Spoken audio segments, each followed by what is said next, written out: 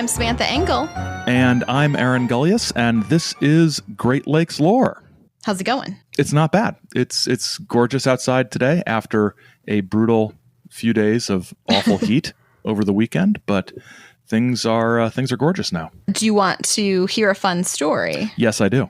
So I have been putting together a 2022 playlist on Spotify. And due to some conversations in the office, a lot of ABBA has gone into this playlist. Excellent. Which we will be listening to as we drive down to Nashville. Absolutely. The 2022 playlist is a must. So I was walking my dog Remus last night, and we passed by this one guy's house, and he recently adopted a dog.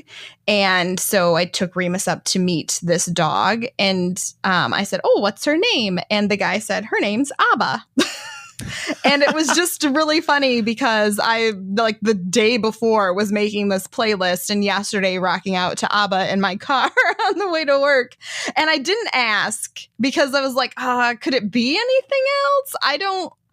I don't know. So, but also I don't know if like this guy named her or if the shelter named her and he just kept the name. So I didn't want to get into a whole conversation about it. Right. But I was just like, oh.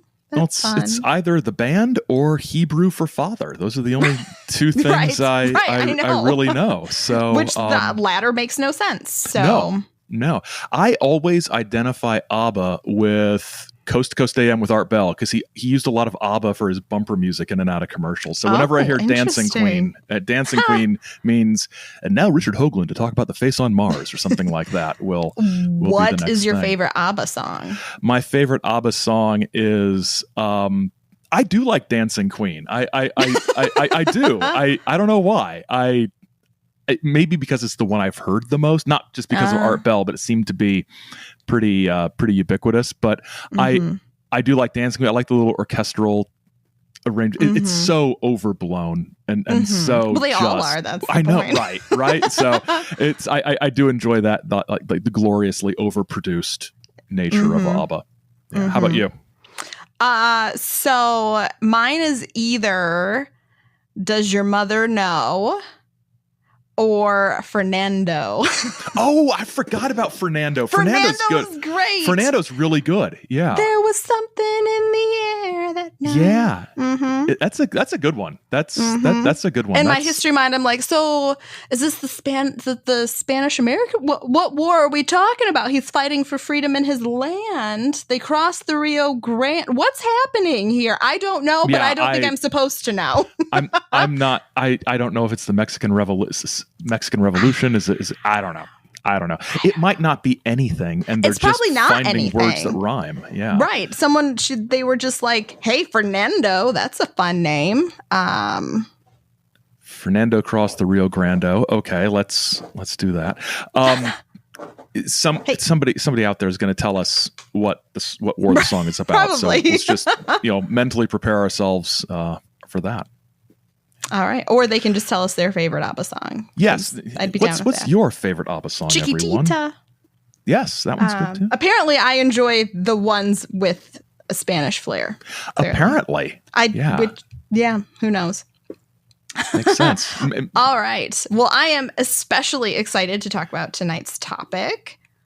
Yes, and I am too. I am because we're getting into some stuff that is very sort of familiar and fun to a lot of people, and that is Bigfoot or Sasquatch. But I think we stick to Bigfoot as far as we do.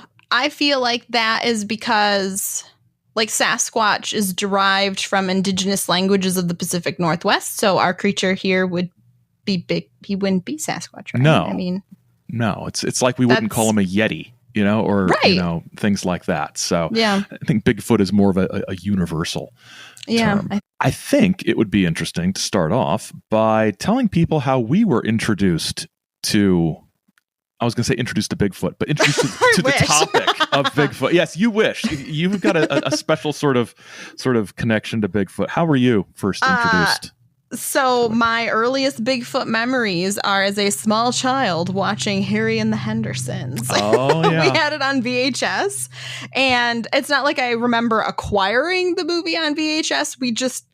We always had it. I don't know if my parents must have bought it or something. I don't know. I never asked them. But I mean, I was watching Harry and the Hendersons from a very, very early age. Also have a strong affinity for John Lithgow because of that. Well, yes. Yeah. But yeah, I don't know. So I've just always associated Bigfoot as being this misunderstood and gentle ape-like creature. It makes sense. I mean, if that movie was your sort of entree into the genre, it does. And how long was it before you sort of realized there was that Bigfoot was a whole thing? It wasn't just like a movie thing. Well, there were also like when I was a kid, there were like a few other Bigfoot movies that came out. I should have looked up. I don't know when Harry and the Hendersons actually came out, but there was some other movie that I remember. I don't know what it was called, but these kids find this like juvenile Bigfoot that they befriend and help stave off the destruction of the forest that their family lives in. So that sounds familiar. And Harry and the Hendersons, I threw it in my Google machine here, 1987. Oh, it's as old as I am. Yeah, so that's nice. It is. That's a lot of great things happened in 1987. It was a good year. I enjoyed. I had a fun time. 1987 is one of my top years. Star Trek: The Next Generation started up, so that's always a good thing. Yeah. 87 was good. Okay. Yeah, I mean, I think, and I'm sure by the time I was like 10 or so, obviously I'd seen like the Patterson Gimlin film clip and had seen some other Bigfoot things around and about. And then as, once we got cable, well, satellite dish in the country, and seen like Bigfoot documentaries and stuff like as a teen. So I just kind of grew up slowly learning more and more and more about it, I suppose. Yeah. What about you? I remember as a kid reading a book by a guy named Daniel Cohen who wrote a lot of paranormal books for kids. And I can't remember the name of it. It was like flying saucers, hairy creatures, flying saucers, and little men from Mars or something like that. And it was like a chapter on different paranormal stuff. And I read about Bigfoot. And I probably saw the Bigfoot episode of In Search Of with Leonard Nimoy on some sort of rerun. But my sort of entry into knowing about the whole Bigfoot community and the research and stuff was Coast to Coast AM. Back, it would have been 2005 when I was listening to it. And they had a guy on called Tom Biscardi who said that his group had captured a Bigfoot. It was in a cage. For $14, you could watch the webcam as they showed the Bigfoot to the internet. And then it turned out to be a scam. Then a few years later, he came back and he said, I have a Bigfoot corpse.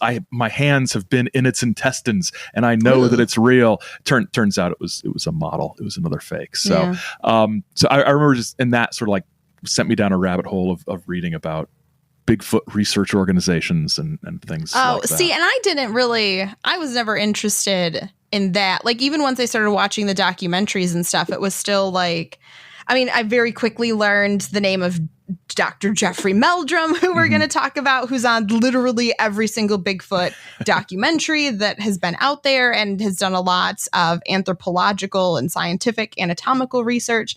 And so I always knew about it that way.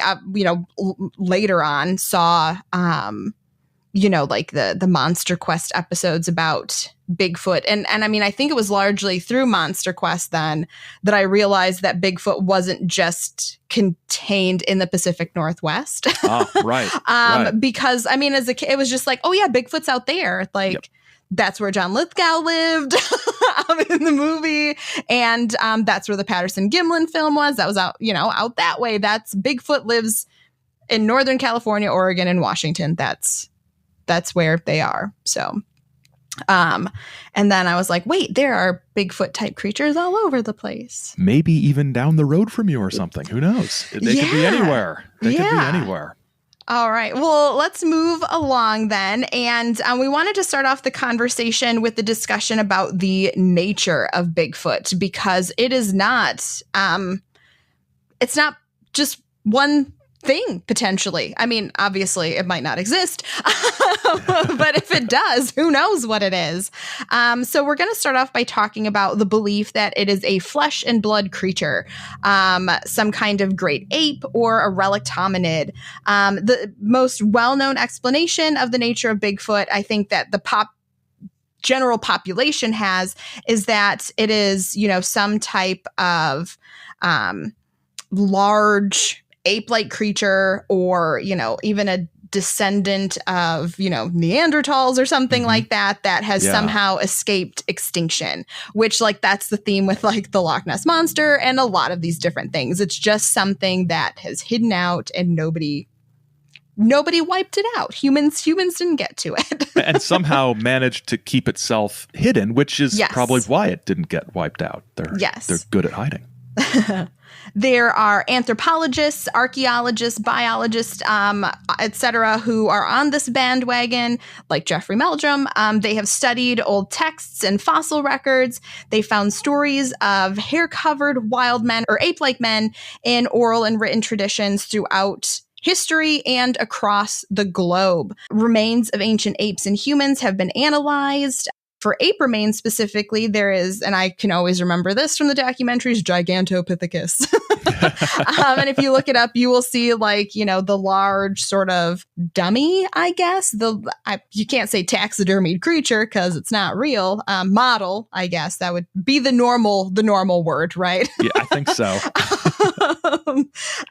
Who was a large hominoid related to most closely to orangutans that was found in Asia. Gigantopithecus has been posited as a potential candidate for Bigfoot because he was really tall and has sort of that brownish, reddish kind of hair, if you think of the color of an orangutan. And that's what we classically kind of see in a lot of these different Bigfoot photos, videos, whatever. There are also many kinds of ancient humans, aside from Neanderthals, which we all think of as cavemen, that could maybe be an example of a relict hominoid. And so when we use the word relict, that would be a species thought to be extinct, but in fact has little pockets of it remaining. So very similar to the word relic. It's something from the past that has somehow survived into the future. So groups like the Denisovans of Siberia and the much shorter Homo floresiensis of Indonesia represent different varieties of archaic humans that have been discovered in the last 30 years. So these are still new discoveries that are happening. And this is why a lot of folks who see Bigfoot as potentially this kind of, leftover creature are like, well, it totally could be this because we're still finding new things today. Granted, they're finding new things that are dead, but they're still finding new things today. So there always could be more. And one of the things I wanted to talk about with this is the importance then of having these wide swaths of land. Because if Bigfoot is a flesh and blood creature of this earth, spoiler alert there, there's the idea that the existence would require a lot of property, right? Yeah. We often associate Bigfoot with the Pacific Northwest, where we have large national parks with hundreds of acres of, mountains and dense forests that will continue to remain unsettled because they're national forests. So, there's this idea of what could be lurking inside there? No human can certainly go and track through an entire national park. And if a thing is used to living there, it can hide and get away and whatever. So there's no way to truly track down through this whole park, if you even knew something was there, right? So as the study of Bigfoot has expanded, we have seen more and more regions coming out with their own Bigfoot stories from across the country. It's not that these stories haven't existed, but they are just now being shared as research and some level of acceptance about the creature has grown. So as more people are talking about having sightings, more people are going to come out talking about their own sightings, and people are going to be like, oh, I thought that thing only lived far away. I saw this weird thing here one time, so you're just going to hear more. A lot of people connect the recent increase in the stories with oh, well, everybody just wants to have their own Bigfoot story and everybody's talking about it. So of course they're going to think they saw a Bigfoot, but no, they could have had a real experience. They just didn't know how to talk about it. Right. And when more people are talking about it, there's less stigma, right? You don't sound like a strange person who might have seen a Bigfoot. Right. You're just one of many witnesses in your town or state or whatever. Yeah, exactly. And they have a common language that they can use, which I think is important too. So in this episode, we are going to focus on stories from Michigan. So we thought this would be the place to start with our Bigfoot episodes, and perhaps then include like Bigfoot episodes for all of the Great Lakes state. But so we're doing a lot of this initial groundwork here, kind of like we did with the swamp gas episode in UFOs. So here's the groundwork. And now in the future, we can just share a bunch of crazy Bigfoot stories throughout the region. So Michigan has its fair share of untamed land. When looking at the percentage of land covered by state and national parks in all of the 50 states, Michigan ranks 11th. But this is also behind smaller states like Massachusetts and New Jersey that don't have as much unsettled land. So even though Michigan is 11th, percentage-wise, it has more acres than some of these smaller states. Okay. It's just that these, you know how all that works out. I do. Yes. I think I do. Yes. So 836,790 acres of Michigan is covered by state and national parks. Additionally, there are other chunks of state-owned land not turned into parks. For example, there are 50 acres of state property across from my parents' house. So that's not going to be counted in this count of, park land, I suppose. So I just wanted to point that out. And many people in the state also own very large tracts of land ownership. Yep. Michiganders value land ownership. And you'll hear about somebody who has a lot of land a little bit later. We will regularly refer to a 2016 article in the Detroit Free Press about a group of Bigfoot hunters in the Upper Peninsula. So I wanted to specifically include some Upper Peninsula information. It is incredibly sparsely populated. The piece of land makes up 29% of the state at 16,377 square miles, but contains only 3% of its population. According to the 2020 census, there were 301,608 people in the UP, which to me makes it prime Bigfoot country, if this is the kind of Bigfoot you're looking for. In this article specifically, the Bigfoot researchers are exploring the Seney National Wildlife Refuge, which is sort of smack in the middle of the Upper Peninsula and contains 95,212 acres of untouched wilderness. There are bears, moose, deer, coyotes, and wolves all residing in this refuge. So lots of animals that a lot of people don't even see when they go to the refuge because it is so large. And it is full of wetlands as well. So there's lots of birds, water mammals, and maybe some good Bigfoot fishing waters. It would make sense. And this whole uninhabited land thing, while you were talking about that, I was just thinking about, you see sometimes satellite images of like North America at night, right? And sometimes those of us living in urban or suburban areas think, everything's so overdeveloped, and you have to go to parks to find nature. There is a lot of dark at night. You see the lights of the cities, but huge swaths of North America are just uninhabited. And thank goodness. I'm okay with it. I really am. A couple of weeks ago, when the lottery, the Mega Millions lottery was so high, my director and I were talking about what we would do with the money, and both of us immediately said, buy land in the UP. Let's just scoop up some property and let it, maybe someday I'll build a tiny cabin on there to get away, but no one can ruin this land. Right. Yeah. It's because they're not making any more of it, No. I think this is a topic we could both start soapboxing about if we let ourselves. So Bigfoot might be inhabiting these vast swaths of land, but what if Bigfoot isn't a relic that escaped extinction or an undocumented primate? What if Bigfoot isn't a flesh and blood creature that needs large expanses to remain safe and have the space to hunt and reproduce? There are also researchers who believe that Bigfoot is not of this planet or dimension. There's a long tradition, for example, of UFO experiencers and witnesses seeing bipedal humanoid type beings in connection with their sightings. These humanoids come in a variety of shapes, sizes, and textures, and some of them are very similar to how witnesses have described Bigfoot over the decades. While many orthodox, in sarcasm quotes, UFO researchers dismiss the idea of space Bigfoot, others point to cases in which Bigfoot-like creatures have not only been witnessed near sightings, but have actually been present inside spacecraft as evidence of their interstellar nature.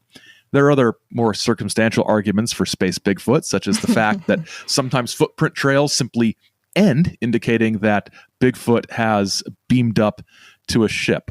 Generally, both Bigfoot researchers and UFO researchers say, don't get your Bigfoot on my UFO. Let's keep these things separate.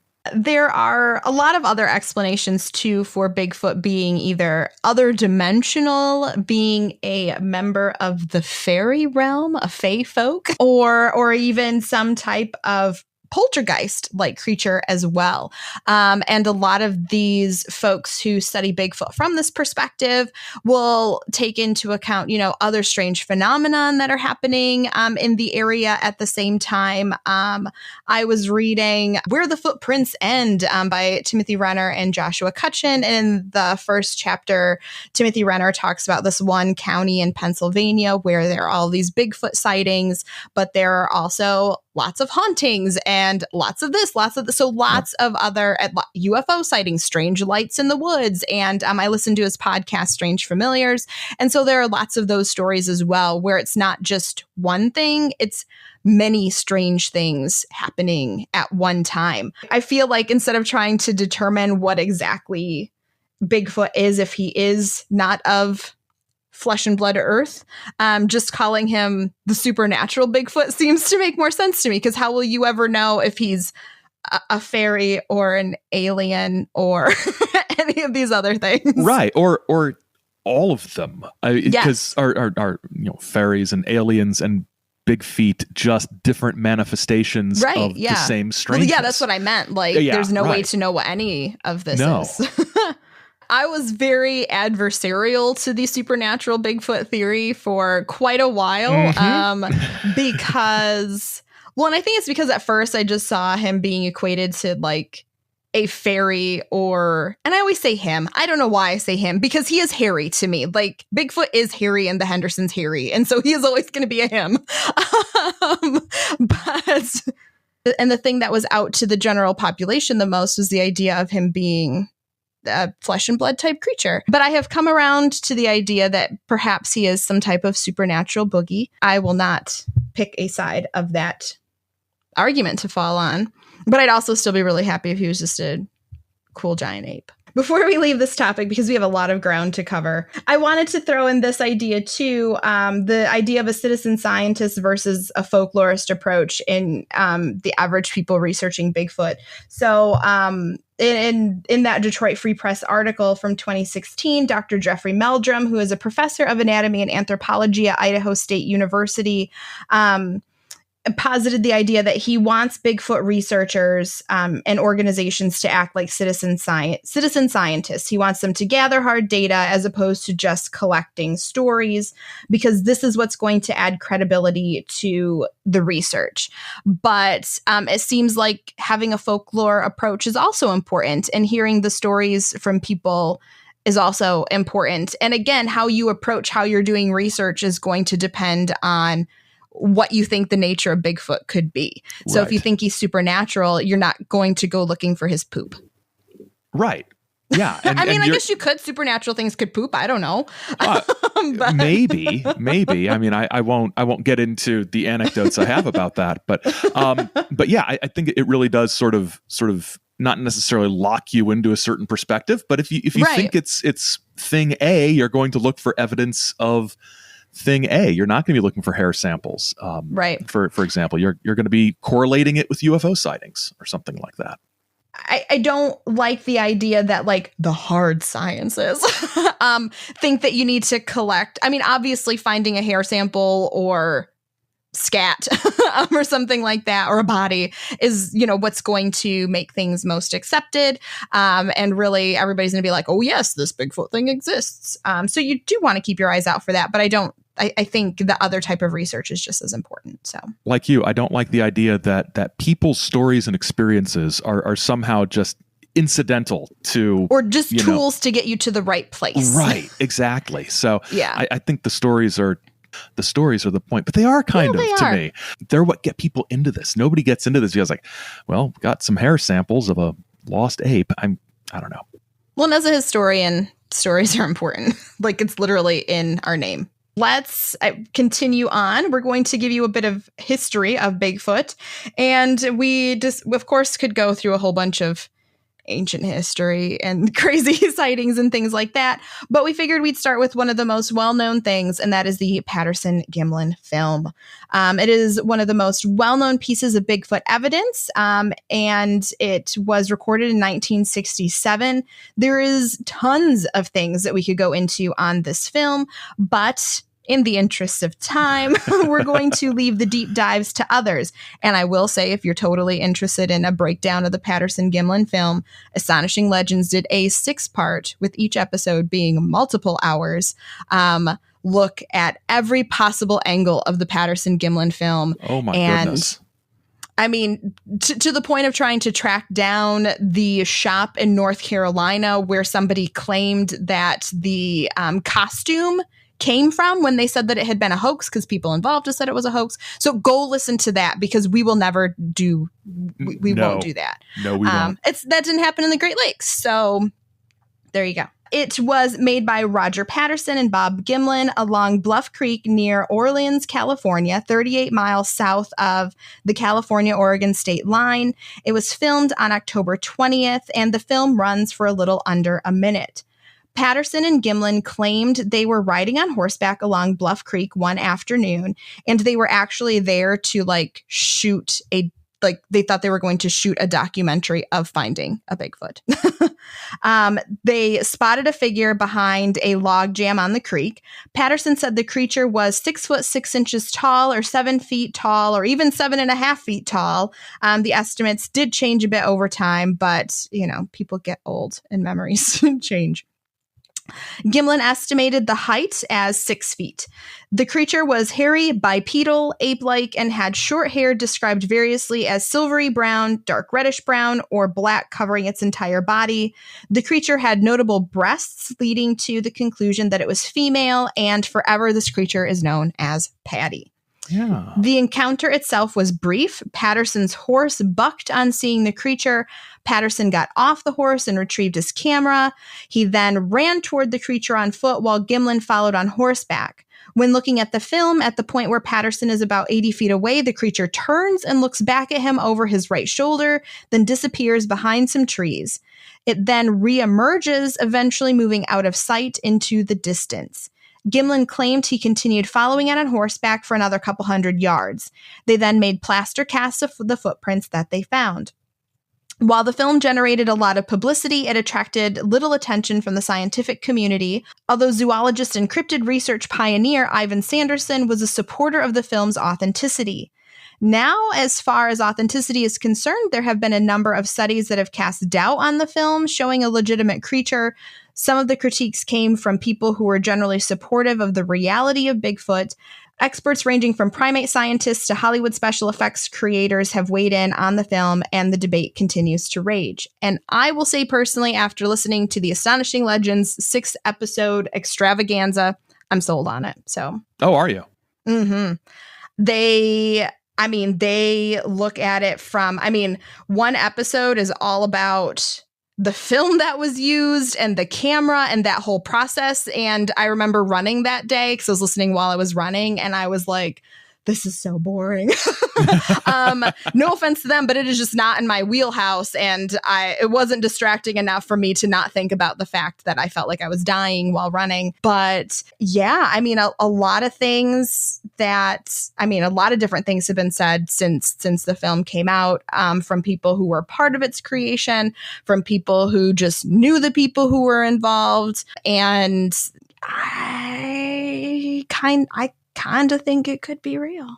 Interesting. So yeah, it's a very complex thing, and now I kind of want to listen to those. You episodes. should definitely listen to it. I will say, so Aaron, filled out that part of the outline. So as I of course glanced over it ahead of time, and then as I was reading it, I was like, oh, he's making it sound like it's not believable. But I totally, I couldn't say it's not real. I'll take your word for it, but I will listen to those episodes.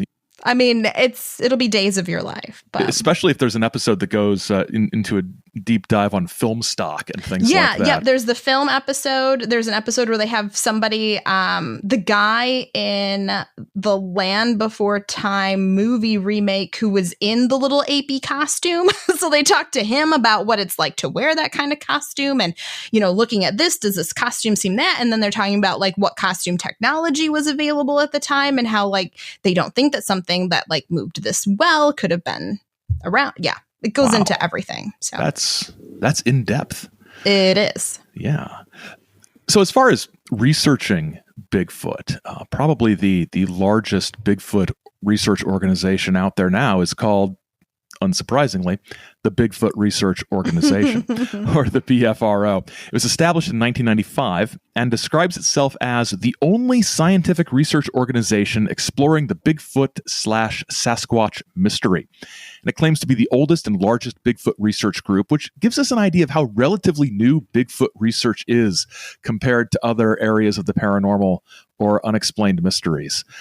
They take a solidly physical and flesh and blood approach to Bigfoot, emphasizing that they're focused on finding empirical data and physical evidence, describing Bigfoot as large apes and animals. The organization also points out that their policy is to study the species in ways that will not physically harm them. Good, because that's not always the case. I was listening to a different episode of Astonishing Legends that had Micah Hanks on, and talking about a lot of the relict hominid stuff. And, they were talking about, how would you actually study this creature? Like, a lot of people would want to go out and obviously kill a specimen or something like that. And obviously, that's not going to be looked on very well. But if you look at the ways that humans have generally always studied animals, I mean, I'm not advocating for this at all, but it just made my mind go to like Teddy Roosevelt hunting all of these animals, and they study the body, they taxidermy them, and then you have the specimen of the rhino, or whatever. Right. And I mean, I'm obviously not saying that is the right thing to do, but historically that's how. And that is a debate within the Bigfoot community is, do we tranquilize it and put a tracker on, or just dissect? The BFRO has maintained a website since 1995, which was really early to have a website. They claim that the collection of reports they present on the website is the only collection of Bigfoot reports from across North America that have actually been investigated by researchers to determine credibility. And while they acknowledge that the witness testimony they collect is anecdotal evidence, they argue that many scientists are wise enough to understand that anecdotal evidence always precedes and leads to the collection of scientific evidence. So as you'll hear in a bit, many of the encounters in the database are indeed anecdotal. They're stories. That doesn't make them less important, but it doesn't necessarily conform to the standard of hard evidence that researchers like Dr. Meldrum would prefer. Now, they have a classification system for their cases, which grades reports A, B, or C. And the way they do this is the grade is based on how open to misinterpretation the encounter might be, with A being the least open to misinterpretation. Like you shook Bigfoot's hand. Right. It's like, well, there it is. And C being the most likely to be misinterpreted as something routine, like you heard a stick break in the woods or something like that. Now, they don't put a lot of the C reports on their website, they say, which, I don't know, there might be something interesting there that people might find, but they don't highlight those much. BFRO describes itself as a scientific organization, but are investigators trained in a scientific field or in interviewing witnesses or collecting stories? Because those are skills. Interviewing witnesses, that's something that takes some training. We couldn't find any information on training, about training on their website. And this isn't to say that a high school science teacher or a high school history teacher, as investigators on a few of the cases we discuss aren't qualified, but some indication of how they train investigators would be interesting. As historians, oral history classes, oral history methodology is a class. You don't say, so when did you see the Bigfoot? You say, so when did you see what, where you don't, it's not asking the leading questions. I did that very poorly, but you don't say, did you see Bigfoot? It's tell me what you saw out there. Yeah, and then sort of like ever decreasing circles, getting toward more specificity as you go. So then I wanted to jump forward a little bit to some recent pop culture related to Bigfoot investigations. And so finding Bigfoot, I think, I would contend, is a big step in Bigfoot gaining popularity, if you will. It premiered on Animal Planet in May of 2011. And we're going to talk about finding Bigfoot later. So I also wanted to provide this introduction now. In each episode, the team, which consisted of 3 Bigfoot researchers and 1 skeptic, would travel to a new location across the U.S. following up on tales of Bigfoot. They would generally start off with a town hall style meeting where the locals could share and tell their tales. And this was like my favorite part of each episode. Yes. Like I love hearing people tell their stories, which is also a really cool folklore technique, honestly. Then they would follow up on the most interesting cases or the ones that seemed to be the most impactful. And I would assume provide the best visuals to investigate for a storyline for the TV show, because it is still entertainment. And then they would do a night investigation in which they would let off some whoops, sometimes put snacks out for the munchy squatch that might wander by, and use lots of heat-seeking and night vision equipment. This show, I contend, brought about the wave of Bigfoot popularity that has caused every state park or UP gift shop, Northern Michigan gift shop. I mean, anywhere you go that's like kind of near a forest, it's full of Bigfoot stuff. Having been to the UP several times, there wasn't that. And then I was up there in 2017. So after the show was out, and Bigfoot was all over the place. And I was like, oh, this is fun. Bigfoot's everywhere. The series ended with its 100th episode in May of 2018. And the show also, I think, seemed to cement the idea among the general population that Bigfoot wasn't confined to the Pacific Northwest and that people across the country were experiencing these kinds of phenomena. So, like I said, as a kid, I thought Bigfoot was out there. And I'm sure that most people who aren't into paranormal things, probably had some similar ideas until certain documentaries, different things, podcasts, and shows like Finding Bigfoot came out and were kind of like, available and accessible to the average person who's like looking for something to watch on a Sunday night, because this ran on Sunday evenings. I used to watch it. Yeah, it's a lot of fun. We watched quite a few episodes. Well, when we come back from the break, we're going to find Bigfoot through some cases that we found that we think are pretty fun.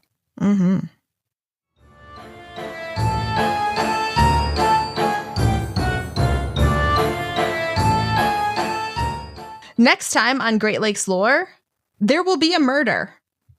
We really got our act together this round, guys. Yes, there's going to be a murder. I was going to say, yes. I finally pushed Sam too far. There's going to be a murder on the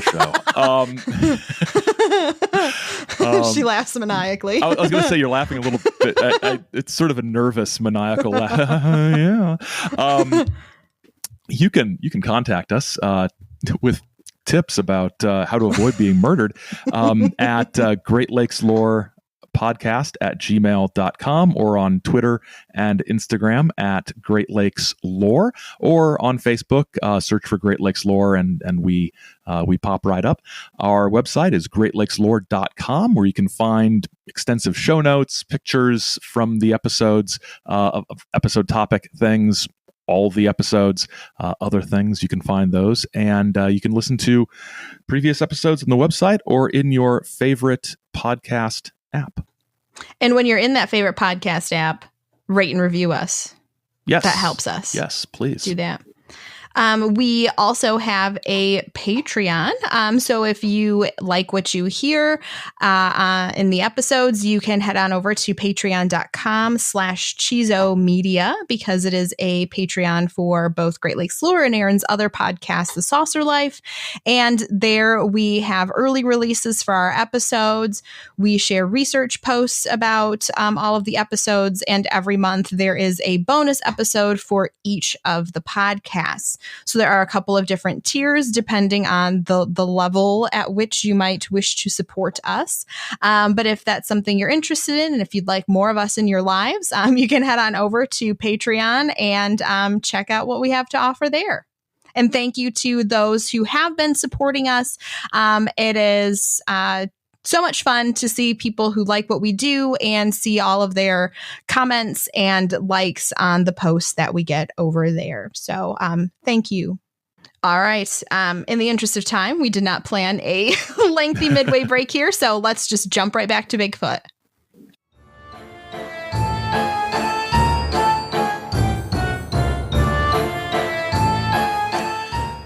All right, so we're going to look at some encounters, and a lot of these come from the BFRO database, and their database includes Bigfoot encounters from nearly every county in Michigan. Unfortunately, there are none from the county where I live or the county where Sam lives in there right now, which is sad. But we've identified some Michigan cases that highlight various Bigfoot characteristics, and we're going to start with sounds and vocalizations that Bigfoots make. In some cases, investigators are able to capture sounds that they attribute to Bigfoot. BFRO's report database sometimes includes recordings of these sounds as well as descriptions of Bigfoot vocalizations. So one case I thought was really interesting is from 2012 in Romulus, Michigan, which is near Detroit. It's where Detroit keeps the big airport. So a witness in Romulus reported that they had been hearing howls for 6 or 7 years. They recorded some of the sounds with their mobile phone and contacted the BFRO, which assigned Jim Sherman to investigate. Here is one of the howls.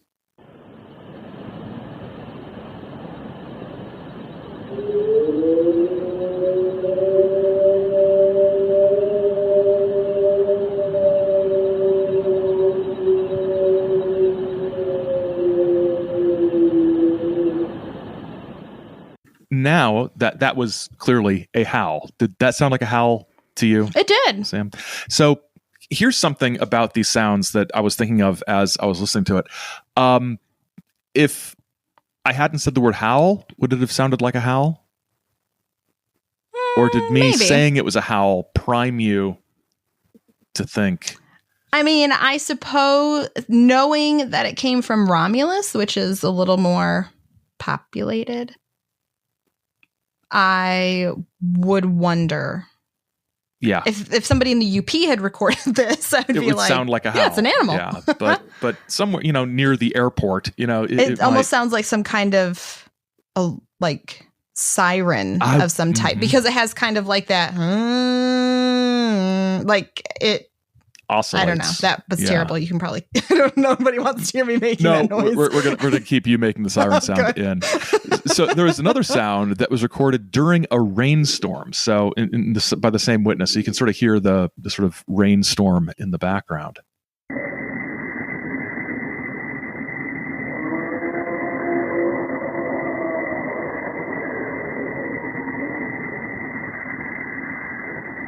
Is it still going? It is. I stopped it. Okay.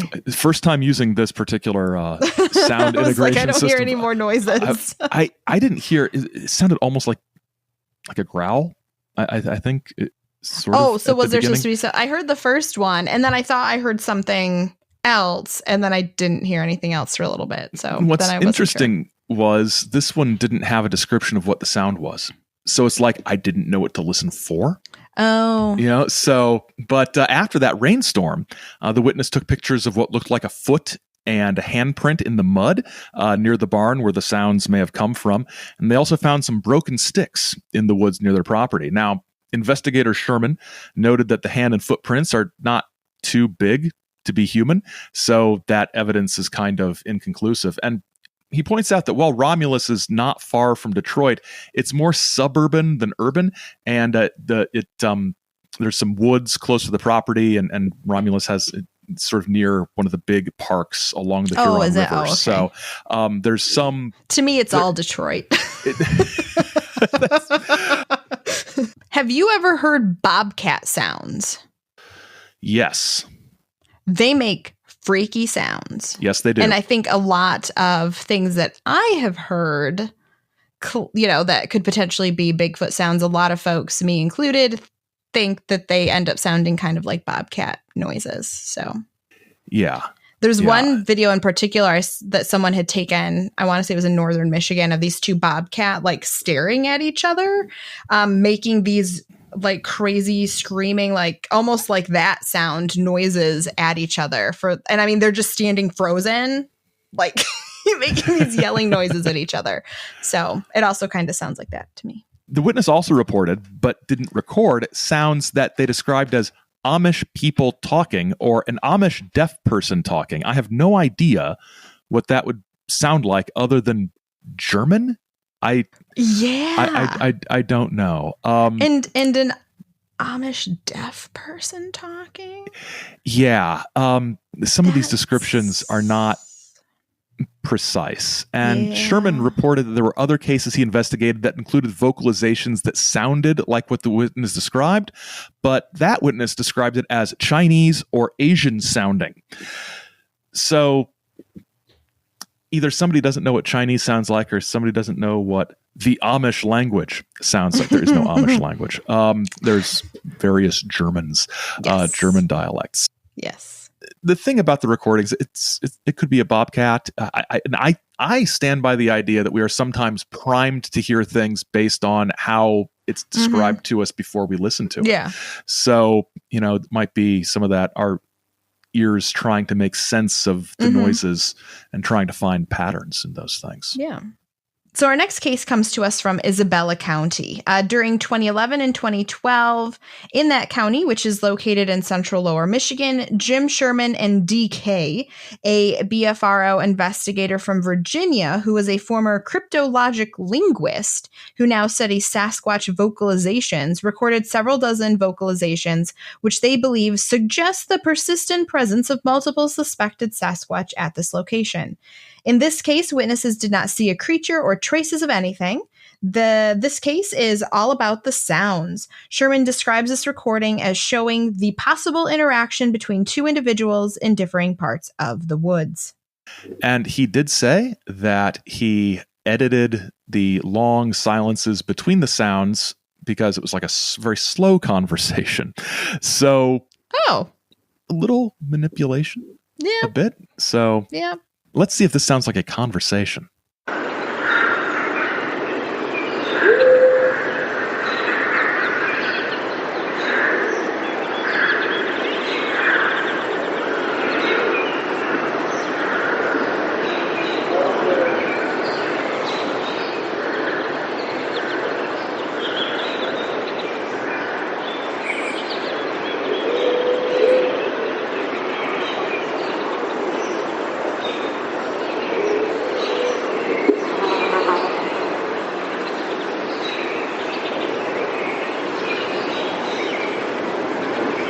Well, coyotes? It sounds like it to me. Yeah. Could be. Maybe having a conversation in. I heard the bug buzz. Yeah, I was going to say the bug buzzing was very sort of high fidelity. That was that was nice. There's also this one, which he describes as singing howls.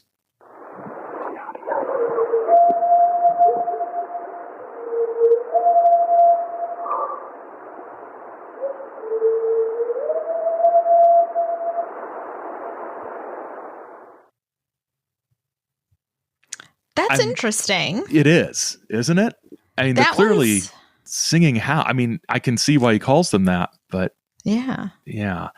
I mean, I'm more familiar with sort of the shrieky sort of coyote sounds, not quite like that, I guess. Unless maybe somebody has the other thing is somebody in Isabella County could totally own a wolf dog. Yeah. Or a husky or something like that. So sounds are hard for me to buy. They are for me too. And not because, I mean, yes, because there are all these other animals that could possibly be making them, but also how hard is it to send your buddy out to the other side of the woods to, you know, make sounds when you know you're primed to record something and an investigator's waiting for a recording. I just see, and I don't even think that, like, I don't go to that level of pranking or anything like that, but just, I mean, you're outside, so it's not like it's a sterile environment, you know, like when you're ghost hunting, the goal is to like not have other sounds so that, you know, if you're picking up anything, that is some other entity or something like that in the building, and you can't do that outside. No. And so, I mean, it could just be some drunk people on the other side of the forest who are whooping around. So that's sounds are hard for me. It is. And you mentioned shrieks and sort of shrieking, screaming sounds. We've got one of those from the same place. It was distinctive kind of sounds, all recorded in the same area.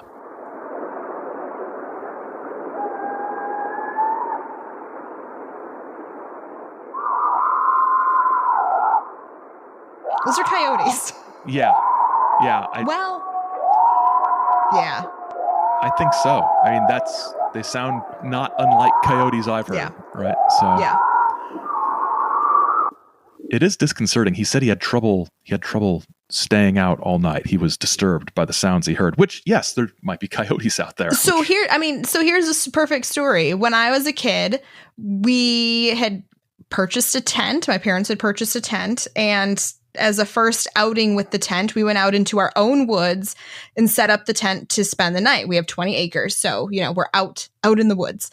And I was probably like, I don't know, 12 or so. I don't remember. And did not wake up for this, but my parents ended up waking me up and said, hey, we're going to go back up to the house because this pack of coyotes, like, they could just hear them. They were far away, and you'd start to hear the shrieks and the yips and the screams at each other. And then it would get loud, and then they'd pass, and then it would get quiet again. And then they'd do the same thing and come back. And, you know, my parents were like, yeah, we're not, this isn't a good idea. We're going to go back up to the house because that's what they do. And I've even heard them here at where I live now. There's farm field all over the place. And sometimes in the evening with the windows open, you hear, like, as soon as you hear it, it's like, oh, there are the coyotes. You know, growing up in Indiana out in the middle of nowhere, you'd hear them like most nights. There's also video cases in addition to sound cases. People see things, right? Not just hear things. In July 2021, a video came out that reportedly depicted a Bigfoot crossing the Cass River in Michigan's Thumb. A man named Eddie V sent the video into the Rocky Mountain Sasquatch organization, who shared it on YouTube. And Eddie explained that his cousin captured it while kayaking on the river, and he said that in addition to the mysterious figure crossing the river, it appears to be carrying something, maybe an infant or perhaps a deer. Now, in it, you can see a brown figure that appears rather bulky sloshing across the river, and there does appear to be some extra bulk, and the way the figure's shoulders are placed, it does look like it's carrying something. Now, Samantha viewed this video, and she agrees with the naysayers. Yeah, and I just want to point out, too, that this did not come from the BFRO. Like, I just found this in Googling. But yeah, so a lot of folks said that it looked like someone doing some fly fishing, and going back to shore. And I totally agreed with that. I think that the extra folds at the hips that you see as he's like raising his legs to walk, that looks like waders. You know, waders are big. They're going to make you look rotund. And waders, one of the standard wader colors is brown. And so as he walks, you can kind of see those folds at like sort of the hip creases there. Additionally, like waders tend to come up higher on the chest. No, it's bad. don't get water in your waders. That's a bad situation. So they come up higher, and so that's going to bring that brown color up the rest of the body.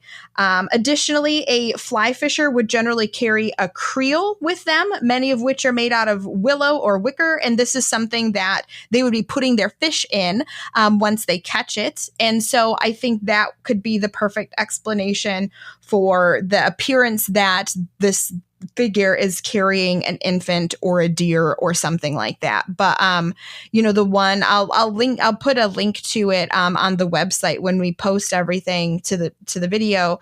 And as you zoom in and the thing gets blurrier, I think that's when it looks more like an animal, because of course it tends to look like hair because it's more pixelated. But when you actually look at a couple of the images when it's zoomed out a bit more, that's when I think it's a person. I think it's a person. I think it's a fly fisherman. So, and a lot of it has to do with the folds at the hips. I mean, we have folks at work in the gardens who are in charge of ponds, and I see people in waders all the time.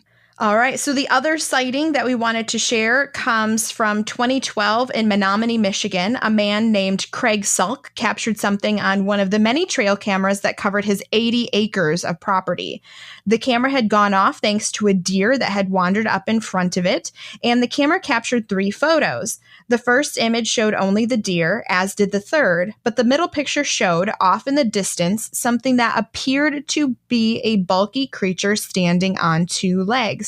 So it's like not there. And it's way back in the distance. So this is not the thing setting off the camera. And you can see this sort of fuzzy outline of something standing up tall. Since it wasn't in the other 2 pictures, it couldn't have just been a misidentified tree or something, because it had clearly moved into one of the frames of the images that were taken. Craig didn't tell anyone, but eventually reached out to Finding Bigfoot, and the crew headed up to the mispronounced Menominee, Michigan. Oh, no. Menominee. Oh. I was like, oh, cringe, to see what they could discover. Now, the crew did send the bulkiest and squatchiest member of the team, Bobo, out to the area where the figure was captured. They put the camera up where the camera's height would have been, had Bobo go out there to see, like, a comparison, what that would look like. And Bobo was actually larger than the creature in the image. But as investigator Matt Moneymaker reminds us all Bigfoot start out small and then grow tall. And I made that sound pretty. He didn't say that. I just thought that was fun. It sounded good. I know. That was me. Yeah, I like that. They then proceed to have a night investigation, and they do some whooping, some calling, some knocking, and with the exception of one knock that they heard early on, they had no more evidence from this case. I do believe I just saw the clip of this particular piece of the story from a Midland Daily News article that I found online where they were going over it.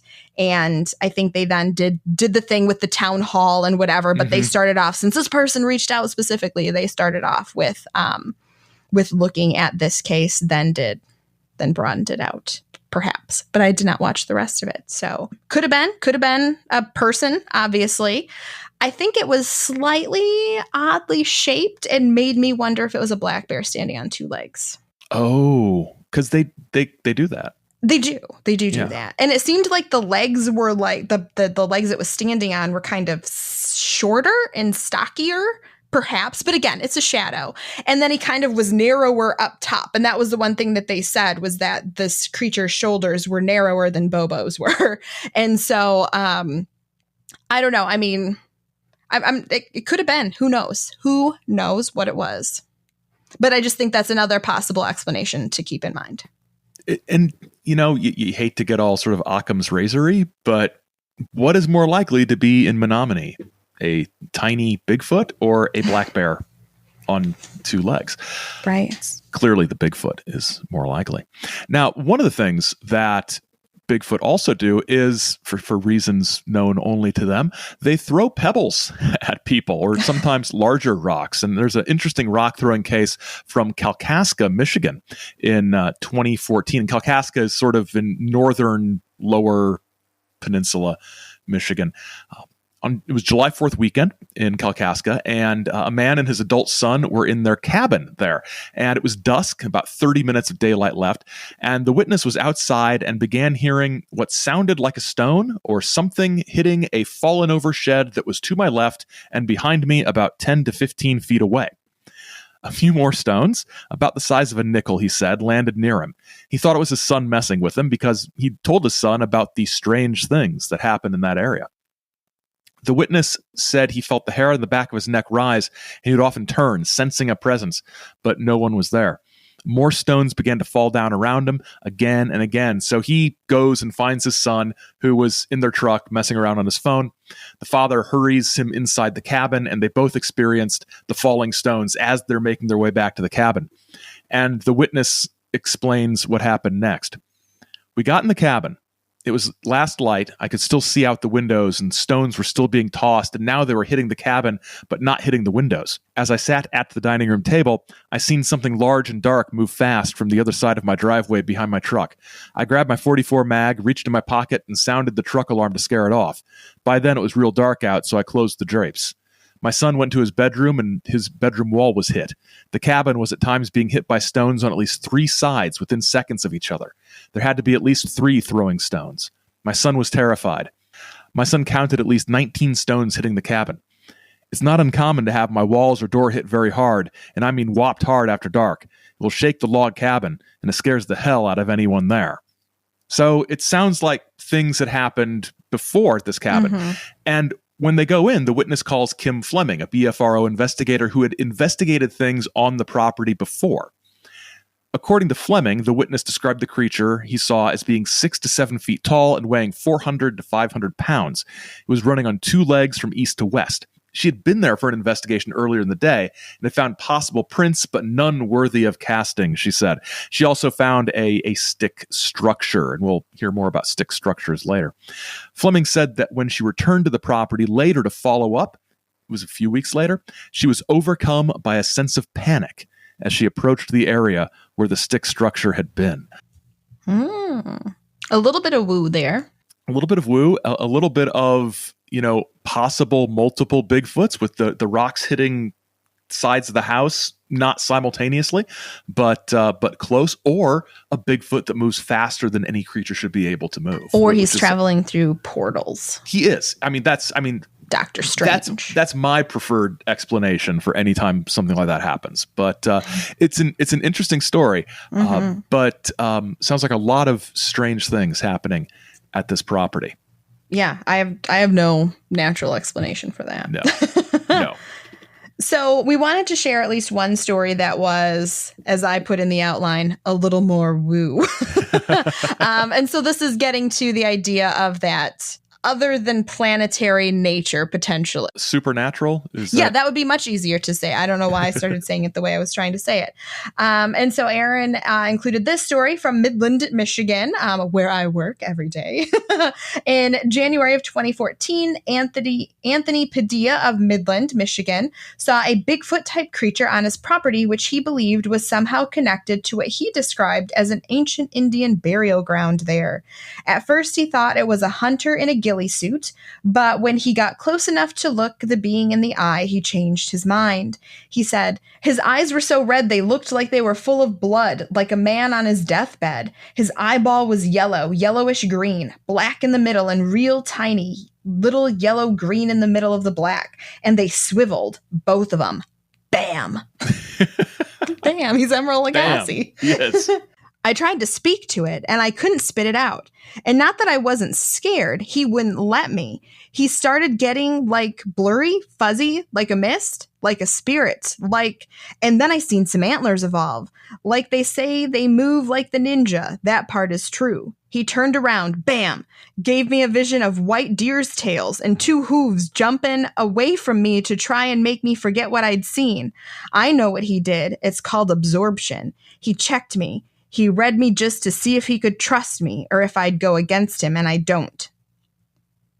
Padilla did acknowledge that his motivation to come forward was the $100,000 reward being offered by the Spike TV show Bigfoot Bounty. As far as we know, he did not receive that money. According to the news report, Padilla claimed that the Bigfoot liked pizza and Nutter Butters. BFRO sent an investigator, but no report on the case is on their website. Joshua Cutchin cited this case as an example of stories where Bigfoot both communicates telepathically and is able to shapeshift. This one is interesting. And I remember it from the time because of the Nutter Butters. That's what stuck in my mind was Bigfoot. What do you mean you remember it from the time? Like when it happened, you had heard about it? Being in the news. Yeah. Oh, I remember the news reports. And the reason it sounds so like confusingly written is I think this was sort of a transcript from him appearing on a morning radio show. So right, that's what I figured. Yeah. It's one of these stories where how do you even begin to determine the truth or falsity of this? And also the motivation is suspect. An interesting, strange story. Now, sometimes we've mentioned this once before. Stick formations or nests. Last year, Sam and I attended the Michigan Bigfoot Conference, which was in Ann Arbor, and we did this for an episode of The Saucer Life, which you can go listen to. It was fun, and there we heard a presentation from the She Squatchers, which is a group of lady Bigfoot hunters. Right. Yeah. I was going to say, what are they? But they're a group of women who are hunting Bigfoot. And they claimed to have found a structure made of sticks and trees that seemed to have been made by Bigfoot, or so they claimed. This was in Minnesota, but sharing the story feels like good secondhand experience since we heard it directly from them. The structure was way off the beaten path and hard to get to, so they didn't think it would make sense to have been made by humans who had traveled back there. It just wasn't anywhere where people would go. They also claimed it smelled really bad inside, which is a common theme with Bigfoot encounters. And the structure was very tall and even had a few different rooms inside. So it was like a house. It was like a Bigfoot compound. It was pretty interesting the way they described it. And they had pictures of it, I think. And like pictures of any stick structure, you sort of have to use your imagination. What it would be like either in person would be a little more different and more three-dimensional, but it was pretty impressive. And similarly, in a 2016 Detroit Free Press article, stick formations in the Upper Peninsula are discussed. In one instance, a sapling was bent over to form an arch high over the path, and its tip was wedged into the underbrush. So sort of a bow across the path. And this, the investigators claimed, was a sign that one Bigfoot left for his Bigfoot pals, sort of a signal of some kind. And there was another spot where several large sticks had been leaned upright into one another to form an X. This, along with the arches, investigators said, these were common methods of Bigfoot communication. And the investigator, a man named Mullins, said, "It's interesting because of how it's kind of interweaved like that. A lot of these branches were probably laying down right here, and it's almost like they were deliberately put up and weaved into an X like this." But he wasn't completely convinced, and he said, it could be something, it could be nothing, which seems like a healthy attitude. It is. I was going to say, this is probably the best way to approach this. This could be something utterly groundbreaking. It could be a stick. Yes. You never know. So that sort of concludes the encounters portion of the episode. And now we wanted to take a second to talk about some of the criticisms that folks have about the existence of Bigfoot. Of course, the largest is the lack of physical evidence. So there's never been a body. There's no identifiable hair sample, although sometimes it seems like there have been hair samples that are found and sent off to the lab and they're like inconclusive. So there's lots of those. Right. There's no scat that has been found. And so this leads, all of the folks of the flesh and blood Bigfoot camp to be like, it is not possible that after all of these decades, nothing has been found. Right. Another is that everything is blurry. Every time you see a video or a photograph of Bigfoot, it's always out of focus. It is too far away to be identified. It's at night on a trail cam. The list could go on. But why in God's name hasn't there been a clear photograph of this creature? Again, it's been decades. And it's not like there are photographers and equipment for decades that are skilled in taking clear photographs of wildlife. Yeah. We can get like a still shot of a hummingbird while it's flying, but we can't get a non-blurry Bigfoot photo. Many folks have asserted that there is not enough wide open space to sustain a breeding population of these animals. If, people are really seeing them at the rate that all of these claims would allude to, again, we would run into them. They wouldn't be able to hide themselves and still continue to hunt, to eat. Maybe they're vegetarian, I don't know, to reproduce, raise their young, all of these things. Like, yes, there are all these wide open spaces that we spoke about before, but people are also all over the place. And then the final one is that everything becomes Bigfoot, kind of like with these stick figures, these stick formations.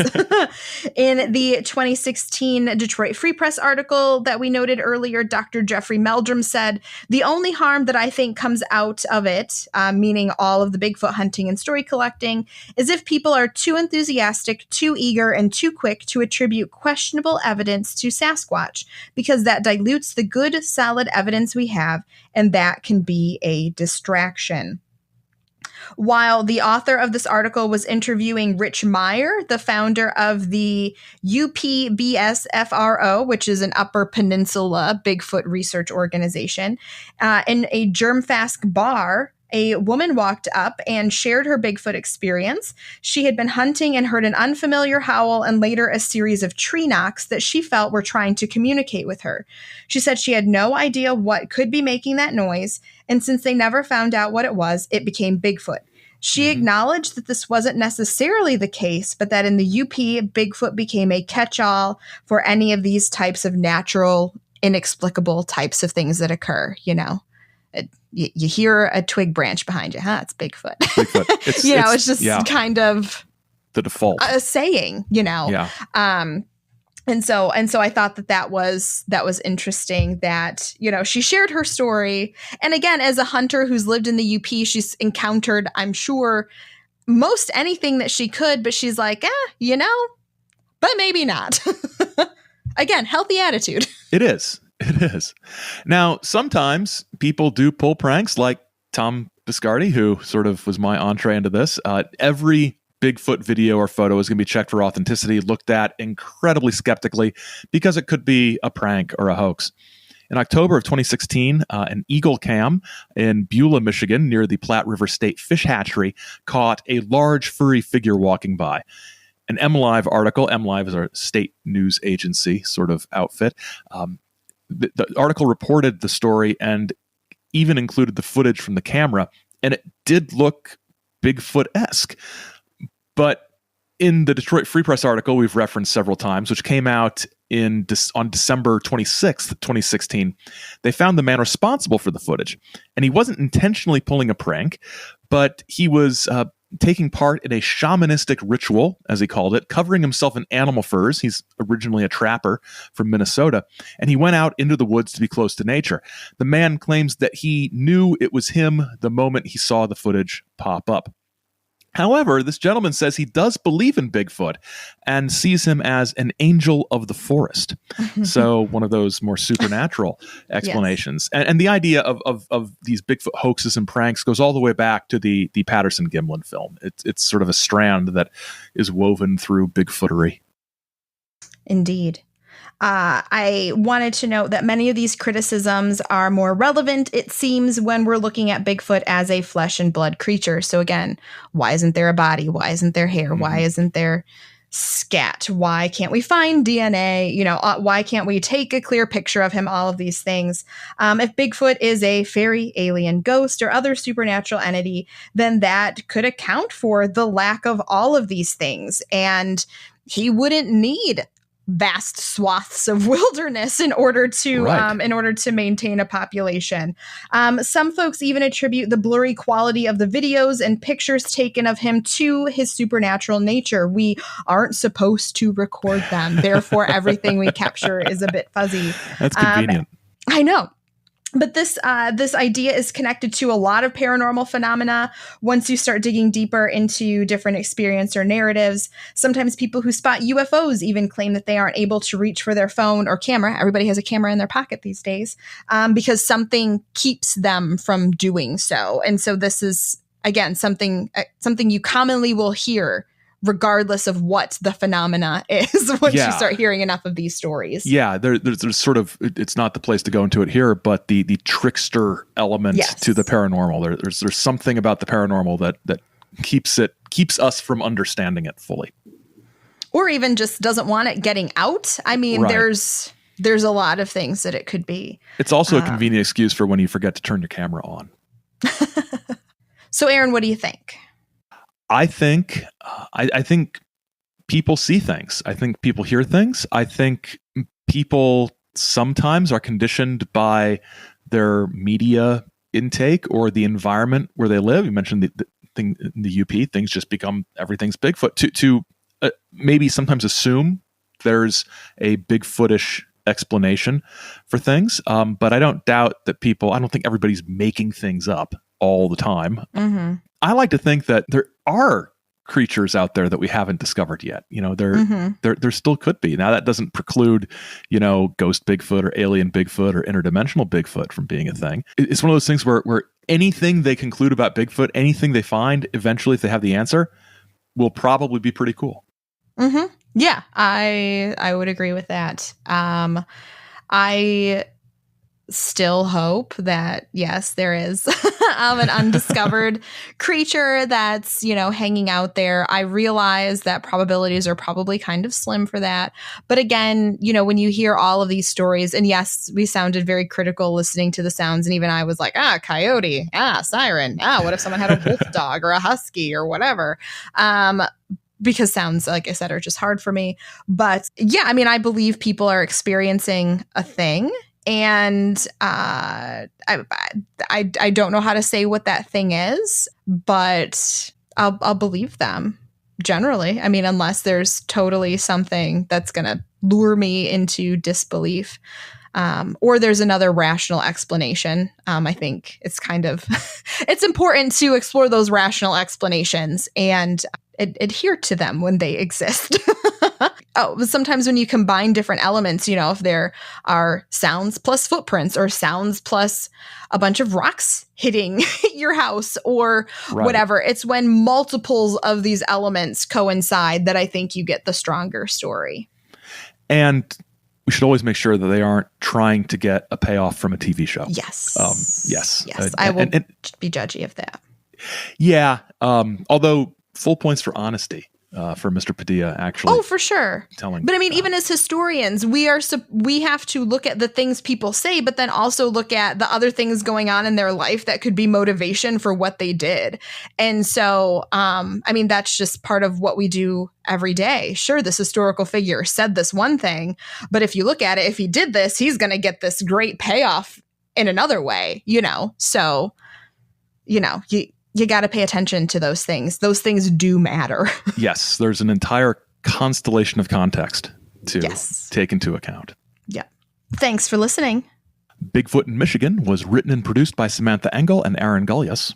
Our music is by Raphael Crux. Great Lakes Lore is a Chizo Media production.